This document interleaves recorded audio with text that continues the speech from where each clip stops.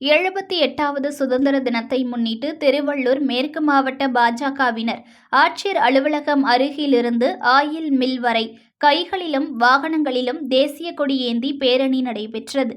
அம்பேத்கர் சிலைக்கு மாலை அணிவித்த பின் தேசிய கொடியை கழற்றிவிட்டு செல்லுமாறு காவல்துறை வற்புறுத்தியதால் பாஜகவினர் சாலை மறியலில் ஈடுபட்டனர்.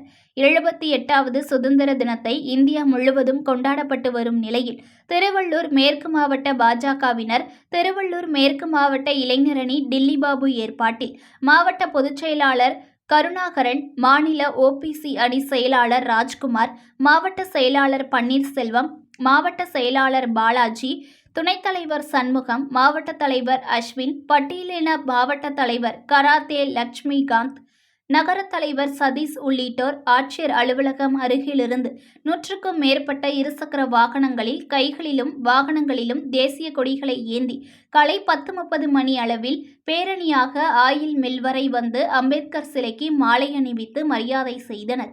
இதனைத் தொடர்ந்து தேசிய கொடிகளை கழற்றிவிட்டு செல்லுமாறு காவல்துறையினர் வற்புறுத்தியதால் பாஜகவினர் தங்கள் வாகனங்களிலிருந்து தேசிய கொடிகளை அகற்ற முடியாது எனவும் தங்கள் கட்சி கொடிகளை ஒன்றும் கட்டி செல்லவில்லை எனவும் காவல்துறையினரிடம் வாக்குவாதத்தில் ஈடுபட்டு சாலை மறியலில் ஈடுபட்டனர்.